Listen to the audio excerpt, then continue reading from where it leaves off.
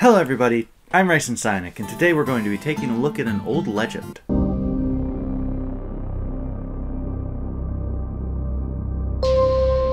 And I'm going to be pronouncing Morrigan that way. Developed and produced by the Irish company, Bitsmith Games, Coup is a top-down action game with a focus on story. Let's jump right into that story. Or really, the story that it's based off of. Cú Chulainn is an Irish mythical hero. He was a hero in The Táin, Stories of the Kingdom of Ulster. Getting through these old myths can be kind of a slog, so I'll just bullet point it and keep it relevant to the game. Cú Chulainn translates to the Hound of Cullen. He got the name as a child when he killed the trained watchdog of the blacksmith, Cullen, and swore to take its place until a replacement could be raised. Cú Chulainn was known for his terrifying battle frenzy, Rhystred, that caused him to be unable to distinguish friend from foe. He served King Conchobar MacNessa, King of Ulster. Cú Chulainn served Conchobar fiercely in the war against the king's ex-wife, Queen Maeve. Spelled like that because Irish. And the Morrigan is a goddess of battle, royalty, strife, and death. She is usually represented by a crow or other corvus. And that's really all of the legend that you need to know to talk about the game, so let's talk about Chapter 1. The game opens up with, a bull's nose ring being taken by two green mantis people. And that's all you get, as far as opening goes. Nose ring, gets taken, rumble, loading screen, horrible alarm. You can stay on this and Cú will just keep working on his little task here. Look at him go. Anyway, we have Cú here. Cú spelled K-U. Like that. Clever. Cú is apprenticed to the alcoholic blacksmith, Cullen, who is charged with doing upkeep on the inner workings of this town? City? I don't know. The game is divided into chapters, and Chapter 1 is all about showing you the town that Cú lives in. Everything is all peaceful, there's pleasant music playing, women randomly break out into jigs. Why would you do that?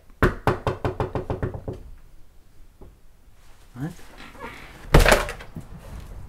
Hello, sir or madam. Would you like to fill out a quick survey on the flight patterns of the endangered common bird?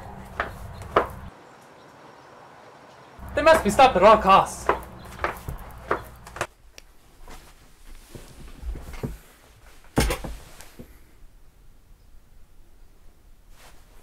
What were we talking about? Anyway, the ring that was stolen was basically the thing that keeps this town running, and without it, there are serious problems. Cú volunteers to go out into the world and find something else to power the town. The king tells him to get a weapon, some training, and then head out. Cú is told that they don't really know anything about the outside because they sealed the gate, and people just accepted that outside is really dangerous because the previous expedition didn't return. Cú is given a sword, some training, and sent on his way right into Chapter 2, where he makes it outside. Outside looks like it had just a teeny tiny apocalypse. That's where you start with the story. From there, it's Cú going north to find something to save his home. Okay, gameplay time. And here is where the game goes south. There are two ways to control Cú, either with a gamepad or with a mouse. And spacebar. Gamepad controls for the most part make sense. Cú is analog stick controlled, there's a face button to talk to people, nothing strange there. But then, once you get a sword and are given a target, something strange happens. Attacking is done by moving towards enemies and pressing the attack button. Cú will dash forwards and attack the thing with his sword. Okay, that isn't that strange. Until you realize attacking doesn't happen without targets, which makes attack context sensitive. At first, I was baffled by this. Why would you ever make attack context sensitive? But then I played with the mouse, and it all became clear. Relatively. Movement with the mouse is done by clicking on a location you want to go to, and Cú will go there. Usually. He sometimes gets confused and takes the worst path possible. Or, movement can be done by holding the button, and he goes in the direction relative to his current location. Hold to the right of Ku and he will go right. Left and he will go left. This can be moved around to give you a more analog stick-like control of the character. And that's fine. Well, it has its problems, like occasionally getting stuck on geometry, but when you get down to it, it's okay. But then there's attacking. And attacking is done by clicking on the thing you want to attack. Ku then dashes over to the thing and attacks it. And then suddenly the weird, context-sensitive attacks with the controller make sense. Or at least why they are there makes sense. Ku also has a dash, which for controller is done by hitting the dash button and going in a direction, and with the mouse is done by right-clicking at a location. Finally, there's the one range option, I guess it's a stun stick. With the gamepad, it is used with the other analog stick. Unfortunately, it will sometimes lead to this. The mouse control is done with the middle mouse button, or with the one use of the keyboard, the spacebar. Now, as weird as that is, there are some advantages to this very strange, can solely use the mouse setup. It makes it so a person who, say, only has use of one hand has easy access.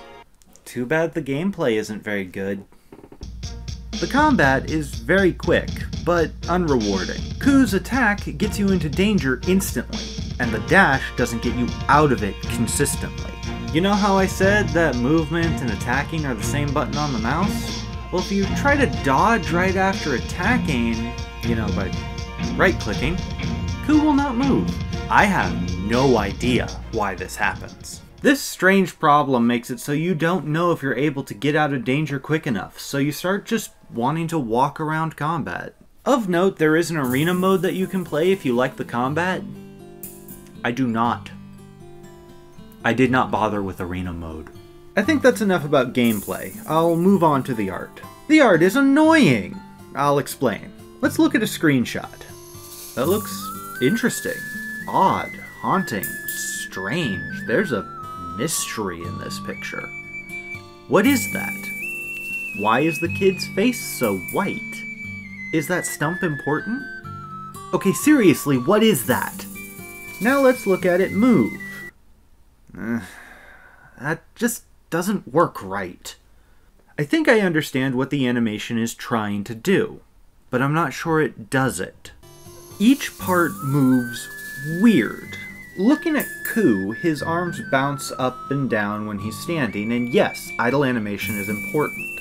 However, Ku doesn't move like he's a singular whole thing, more like an amalgamation of pieces. Now that works in theory for Dollface, but Dollface only has a single animated part, the head.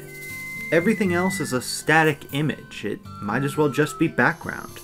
And this isn't a one-off character. It's painted as a strange but wise creature that's meant to be your creepy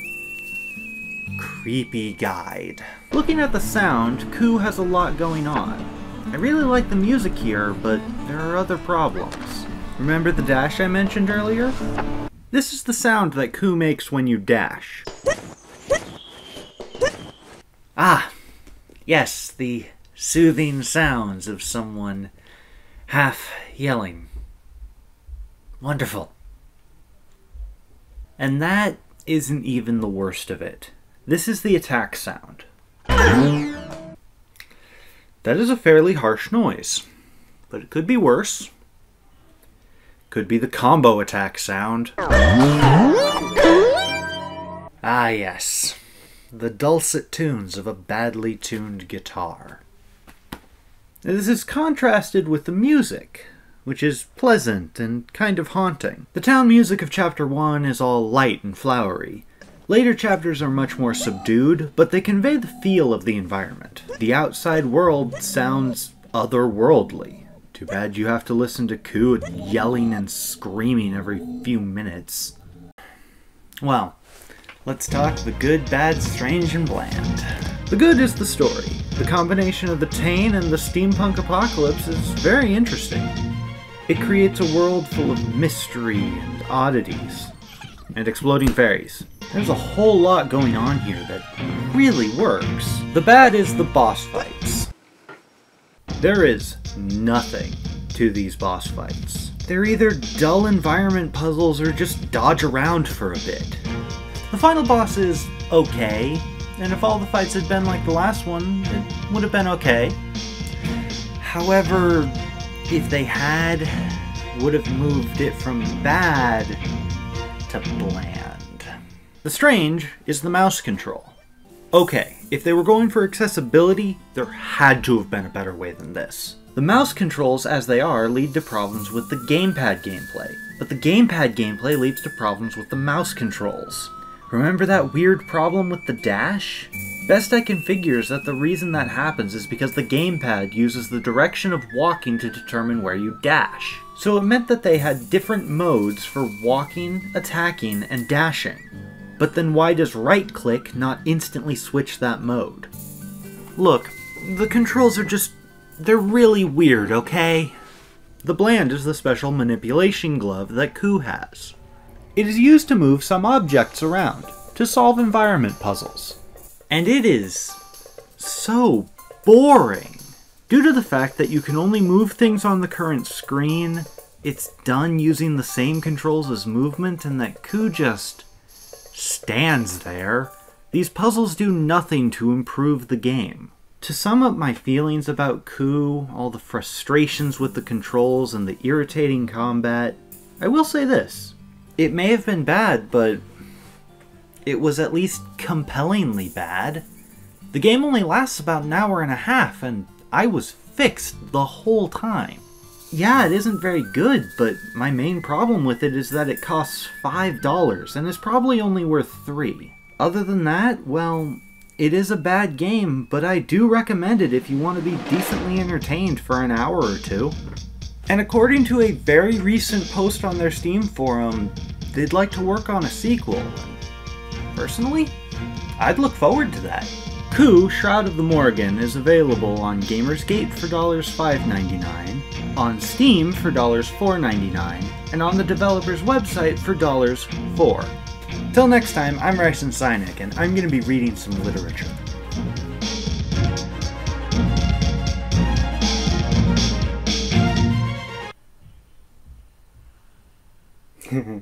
They called him Battlehound.